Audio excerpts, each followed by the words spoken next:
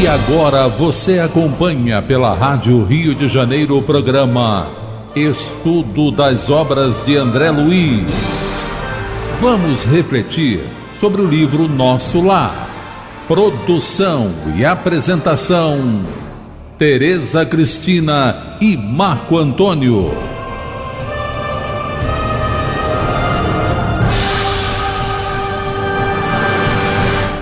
Amigos ouvintes da emissora da Fraternidade, Rádio Rio de Janeiro, novamente estamos aqui para darmos continuidade ao estudo da vida no mundo espiritual através da obra Nosso Lar, obra que foi ditada pelo espírito André Luiz e que foi psicografada pelas mãos abençoadas do venerando apóstolo da mediunidade Francisco Cândido Xavier.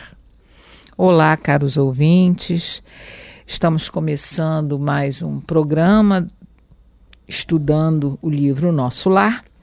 Hoje nós vamos dar início a um novo capítulo do livro, o capítulo 41.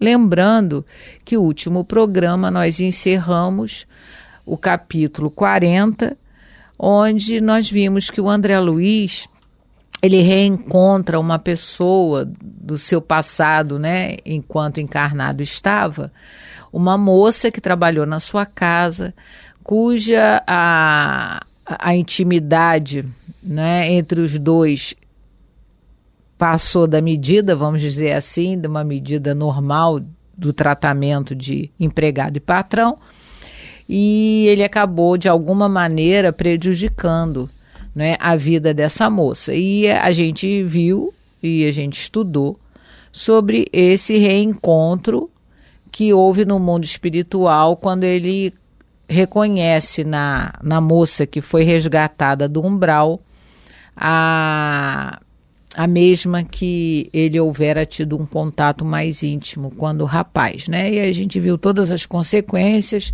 desse ato dele, né? E agora nós vamos entrar no capítulo 41, que o título é Convocados à Luta. Então vamos começar a nossa leitura. Nos primeiros dias...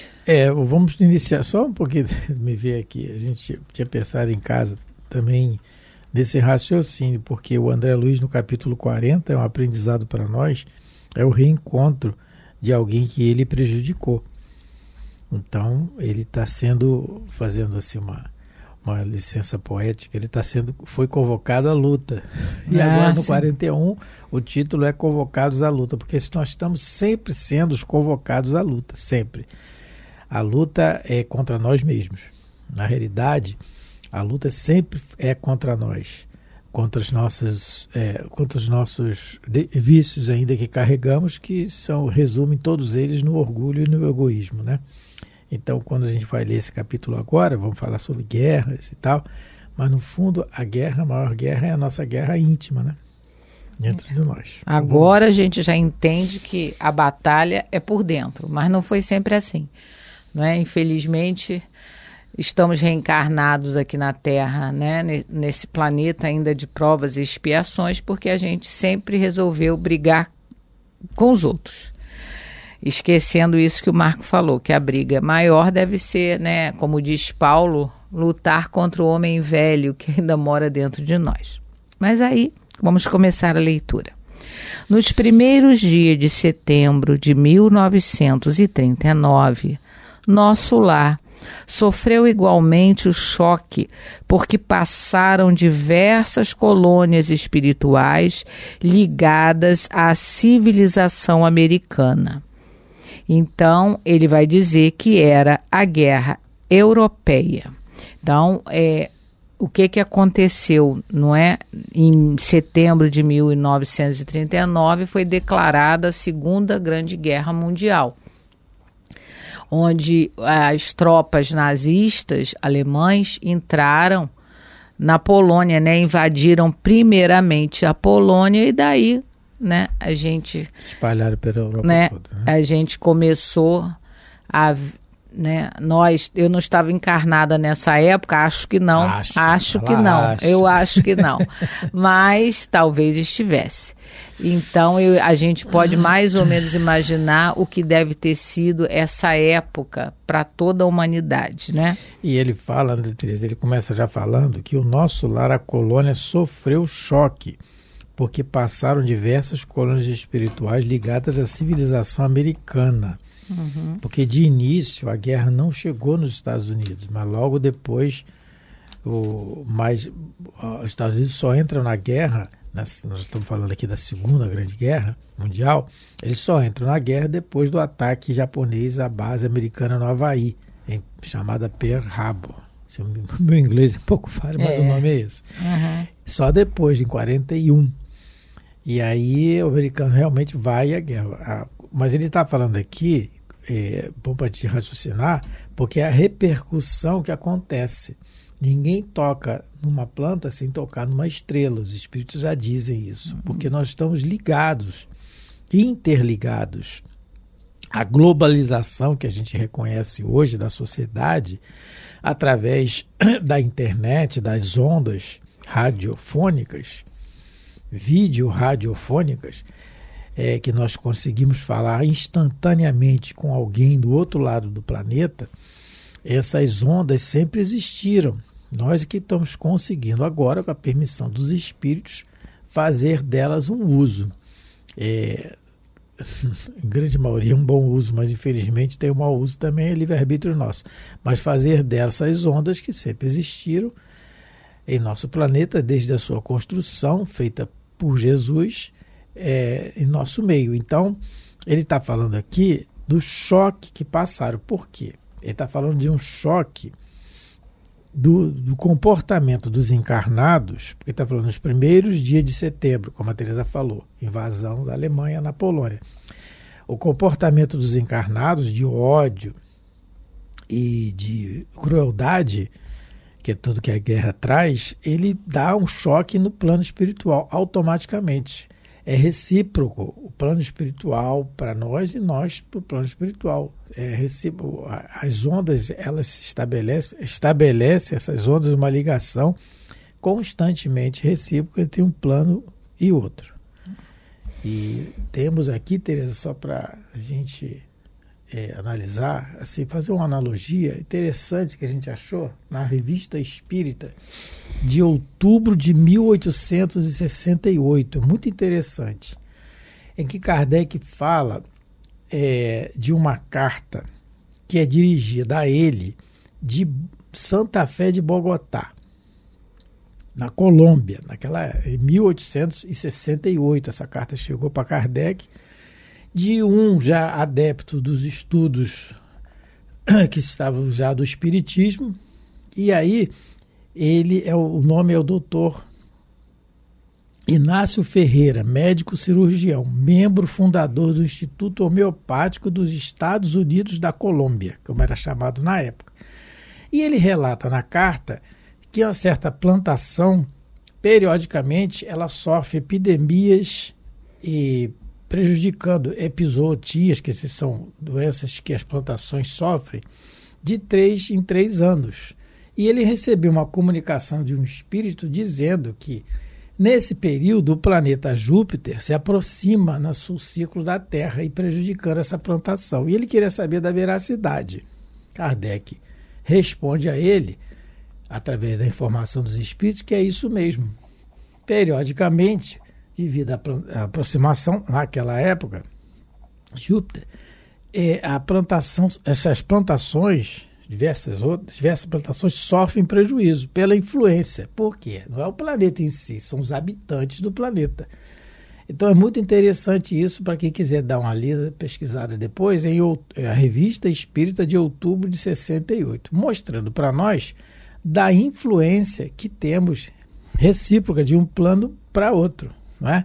É muito interessante isso. Sim. Então, tem a ver com que o André Luiz a informação que o André Luiz está falando para nós do choque, porque passaram diversas colônias ligadas à civilização europeia e o nosso lar está incluído também. Aí ele continua. era a guerra europeia, tão destruidora dos círculos da carne, quão perturbadora no plano do espírito. Entidades numerosas comentavam os empreendimentos bélicos em perspectiva, sem disfarçarem o imenso terror de que se possuíam. Porque os espíritos imperfeitos como nós, né, que ao nosso nível evolutivo, que vivem perto, né, da nossa psicosfera terráquea, vamos dizer assim, né, que vivem perto da psicosfera da Terra, eles sofrem tanto quanto nós. Eles têm medo, têm ansiedade. Então, uma guerra, que é um flagelo destruidor, ele assusta não só os encarnados, como também os desencarnados. Imagina, é uma dor imensa, é uma preocupação, é um medo muito grande. Então, imagina os que estão desencarnados preocupados com os que estão encarnados, não é? O desespero. E muitos ainda nem sabem que estão desencarnados, ainda acham que ainda estão vivos, porque durante a encarnação não cultivaram a espiritualidade, então acham que vivos estão. Então essas notícias abalam, e se abala nosso lar, que é uma colônia como se diz, na periferia do umbral. Imagine aquelas colônias, né, e os postos de socorro que são mais perto da Terra. Porque Allan Kardec, ele vai tratar da guerra no capítulo 6 da última parte, da terceira parte do livro dos Espíritos, quando ele vai tratar da lei de destruição. Então, na pergunta 728, Kardec indaga aos espíritos: é lei da natureza a destruição? Aí os espíritos respondem: preciso é que tudo se destrua, mas no sentido material, para renascer e se regenerar. Porque o que chamais de destruição não passa de uma transformação, que tem por fim a renovação e a melhoria dos seres vivos. Então, Kardec começa o capítulo da lei de destruição, que é uma lei de Deus, falando o porquê dessa necessidade. Então, todos os corpos materiais, toda a matéria na Terra, ela vai ser destruída, mas não no sentido de fim, mas no sentido de transformação. E aí, depois ele vai entrar nos flagelos destruidores como um subitem, e depois, na pergunta 742, ele vai entrar no assunto da guerra, não é? Porque desde que mundo é mundo, a gente tem notícia de guerra. Os espíritos nos informam que só na época em que Jesus encarnou, porque Jesus não reencarnou, ele encarnou no planeta, primeira vez, ele não houve guerra, assim, guerra realmente declarada, porque Roma na época dominava o mundo e vivia brigando com todo mundo, querendo a terra de todo mundo, querendo o tesouro de todo mundo.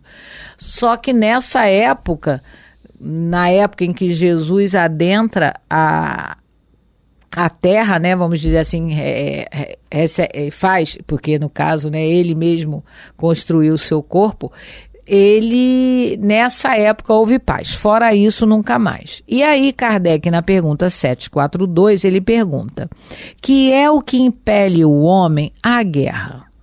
Aí a resposta: predominância da natureza animal sobre a natureza espiritual e o transbordamento das paixões. No estado da barbárie, os povos um só direito conhecem, o do mais forte, que é onde Allan Kardec, em Obras Póstumas, ele vai tratar das aristocracias, né, humanas. E ele diz que uma das primeiras foi o poder principalmente físico, né, o poder material, não o poder espiritual. Esse é o futuro, é a futura aristocracia. Então, se existe guerra num planeta, é sinal que esse planeta ainda é um planeta muito inferior, como Allan Kardec está colocando. E aí na pergunta 543, que é uma esperança para todos nós, Kardec indaga, da face da Terra algum... 743, Da face da Terra algum dia a guerra desaparecerá? Resposta, sim, quando os homens compreenderem a justiça e praticarem a lei de Deus. Nessa época, todos os povos serão irmãos. Então, por enquanto, aqui na Terra, o que a gente observa é que realmente o nosso comportamento ainda é um comportamento bem bárbaro, não é? É um comportamento de espírito primitivo ainda, pelo menos daqueles que ainda vivem como se nada houvesse depois da morte, né, do corpo físico, da desencarnação. Então acham que tem que viver tudo e explorar a todos enquanto estão no corpo, porque provavelmente acreditam que nada mais há depois da desencarnação. Então, quem tiver interesse em ler, as perguntas sobre a guerra continuam, né? Tem mais 2 perguntas sobre a guerra. É um capítulo interessante, é o capítulo 6 da parte 3ª da Lei de Destruição. E o Emmanuel, complementando essa resposta dos espíritos a Kardec na questão 743, que a Teresa leu, que Kardec pergunta se algum dia a guerra vai desaparecer da Terra, o Emmanuel, no livro A Caminho da Luz, no capítulo 25, o Evangelho e o Futuro, ele corrobora essas informações, nos dando a certeza de um futuro melhor para a nossa casa Terra, né? Dizendo que são chegados os tempos em que as forças do mal serão compelidas a abandonar as suas derradeiras posições de domínio nos ambientes terrestres, e os seus últimos triunfos são bem o penhor de uma reação temerária e infeliz, apressando a realização dos vaticínios sombrios que pesam sobre o seu império perecível. O Espiritismo, na sua missão de consolador, é o amparo do mundo neste século de declives da sua história. Só ele pode, na sua feição de cristianismo redivivo, salvar as religiões que se apagam entre os choques da força e da ambição, do egoísmo e do domínio, apontando ao homem os seus verdadeiros caminhos.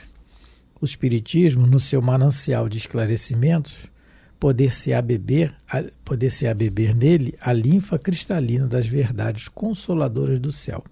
Porque é isso que ele está informando, porque está dizendo para nós que a doutrina espírita, ela nos consola realmente porque prova a continuidade da vida e a necessidade sempre do progresso como lei de Deus, que é a lei de progresso. E pelo nosso comportamento orgulhoso e egoístico de muito tempo, a guerra ainda vamos dizer assim, ela eclode vez por outra na Terra. Nós nunca tivemos momentos de paz realmente. Só como a Teresa colocou no próprio livro A Caminho da Luz, os Espíritos, Emmanuel nos diz que na época do nascimento do Cristo, né, do nascimento de Jesus, a beligerância de Roma meio que acalmou, parou de invasões e tudo. Mas logo depois, no governo de Otávio, logo depois, com a ascensão de Tibério ao poder, começou tudo de novo, já Jesus ainda encarnado. Então, somos nós em todas as épocas. Quando a gente critica, isso é bom a gente observar também, gente, quando a gente critica um governo A ou B de algum país ou do nosso país, a gente tem que pensar em nós também, porque nós já ocupamos postos de liderança, muitas vezes, já ocupamos responsabilidades e optamos pela violência. Então, que a gente sempre raciocine que a maior guerra que devemos travar é a guerra íntima, contra nós mesmos. Sim. Então, vamos dar continuidade à leitura. Parágrafo 2. Sabia-se desde muito que as grandes fraternidades do Oriente suportavam as vibrações antagônicas da nação japonesa, experimentando dificuldades de vulto. Quer dizer, antes da guerra eclodir, já havia, né, um clima de batalha entre o Japão, né, nesse e a período, China. Isso, isso, vai falar? Não é isso? Pode falar. Ah, tá. Pensei que você não ia falar, eu anotei aqui também. Pode falar. No período, gente, de 1937 e 1938, período curto de alguns meses, houve um dos exemplos que ele está falando aqui, vibrações antagônicas da nação japonesa. Porque está falando do que afetou a grande fraternidade do Oriente também. Todos os países estão ligados às suas colônias espirituais, né? Como no Brasil tem, aqui no nosso lar, que está direcionado ao Rio de Janeiro, o Brasil tem N colônias espirituais, como todos os países o têm. Então, nesse período aqui, pouco antes do início da Grande Guerra, em 1937 e 1938, houve a invasão do Japão à cidade de Nanquim, que era a capital da China na época. E houve um massacre violento, isso está documentado, atrocidades, a gente fala muito da perseguição, da guerra aos judeus, etc., mas houve a mesma coisa nessa situação. Foi o massacre de Nanquim. Vários filmes foram feitos e isso está documentado. Então, isso causou um ódio muito grande naquela região, afetando as grandes fraternidades do Oriente também ali. Então, foi no final de 1937 e início de 1938. Então, aí ele continua. Anotavam-se, porém, agora fatos curiosos de alto padrão educativo. Assim como os nobres círculos espirituais da velha Ásia lutavam em silêncio, quer dizer, as colônias espirituais lá, né, do Japão, da China, daquela região, já estavam, né, com muito trabalho, preparava-se nosso lar para o mesmo gênero de serviço. E aí, no livro Os Mensageiros, capítulo 18, o André Luiz, nesse livro, ele vai visitar um posto de socorro de nosso lar, e lá ele encontra com o Alfredo, que é o diretor desse posto, e o Alfredo diz para ele que realmente eles estão, né, ainda na guerra, porque a guerra durou, foram 6 anos, né? Começou em 39, foi até 45, 6 anos. E aí o Alfredo diz para ele que o grande trabalho que existe é porque, no capítulo 18, os que não se encontram nas linhas de fogo, quer dizer, quem não está no campo de batalha, permanecem nas linhas da palavra e do pensamento. Quem não luta nas ações bélicas está no combate das ideias, comentando a situação. Então, olha só. As colônias tinham que cuidar dos soldados, né, daqueles que desencarnavam, das pessoas que estavam sendo massacradas fisicamente, mas também tinham que ajudar aos encarnados e aos desencarnados que ficavam alimentando com sentimento a guerra, não é? Ele diz assim, que os amigos dessas colônias, de todas as colônias, né, da Terra, espirituais da Terra, eles suportaram e suportam grandes e pesados fardos de serviço, para que as tormentas magnéticas invisíveis ao olhar humano não disseminem vibrações mortíferas a se traduzirem pela dilatação das penúrias da guerra e por epidemias sem conta. E existe uma estatística que mostra que depois de cada guerra houve uma epidemia muito complicada, não é? Nós tivemos ultimamente a epidemia do Covid, a pandemia, né, do Covid no mundo todo. E de que guerra que essa pandemia resultou? Dessa guerra mental que ele falou que é tão perigosa quanto a outra. Então, o ser humano, ele vive em guerra consigo, ele vive em guerra principalmente com os outros. Então, e todo esse movimento mortífero, né, físico e espiritual, redunda, como ele coloca aqui, em epidemias. Depois da Primeira Grande Guerra Mundial, teve a epidemia da gripe espanhola, não é? E depois da Segunda Grande Guerra teve outras epidemias muito grandes também, teve aquela uma tal gripe asiática, e sempre acontece isso. Então, a gente já está chegando no final do programa, mas a gente depois vai voltar a esse assunto. Meu Deus, já acabou. No próximo programa, né? Porque é um assunto muito interessante, que mostra, né, que os perigos da guerra não são só no fronte. Eles, né, infelizmente existem em toda parte. A gente volta a esse capítulo no próximo programa. Então, vamos terminar agora agradecendo a todos pela companhia, rogando a Deus e aos bons espíritos que amparem a todos. Muita paz. Muito obrigado pela atenção, pelo carinho, pela paciência de nos ouvir. Esperamos ter contribuído para algum raciocínio melhor de todos nós. Fiquem com Deus. A Rádio Rio de Janeiro apresentou o programa Estudo das Obras de André Luiz. Produção e apresentação, Tereza Cristina e Marco Antônio.